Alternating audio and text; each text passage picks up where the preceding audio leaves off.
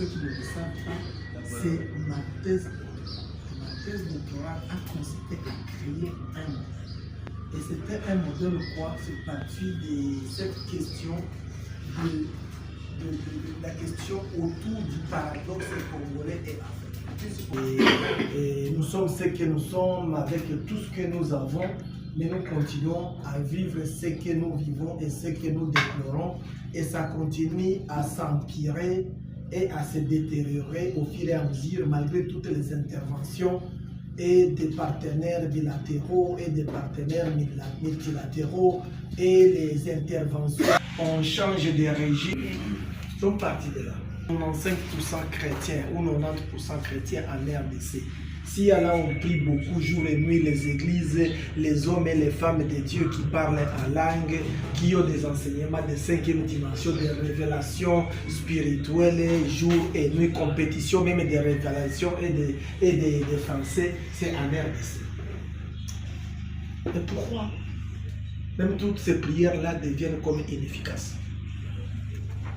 Pourquoi? Pourquoi? Une culture qui s'est créée, répétez avec moi, culture.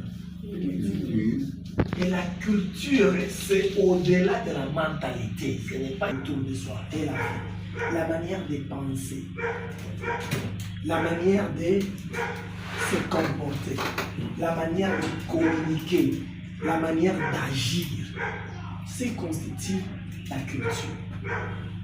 Il y a des cultures qui s'étaient créées et qu'on a appelé la culture de rareté.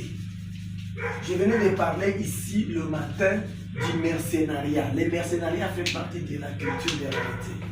Je parle aussi et j'écris aussi sur les paternalismes infantilisants, où on constate qu'il y a un père là-bas qui va tout faire et nous restons enfants. Des présidents qui sont là, qui vont devant un autre président seulement de pays étrangers et qui se comportent comme des enfants. On commence à les traiter comme des enfants. Le président de la République, et ils savent qu'est-ce que les lois internationales disent. Nous détruisons nos propres quartiers en jetant les déchets un peu partout. Nous bouchons les caniveaux. Et quand il y a des dégâts, nous disons, hey, gouvernement, monsieur le président. Est-ce que c'est monsieur le président qui viendra déboucher les caniveaux devant nos maisons?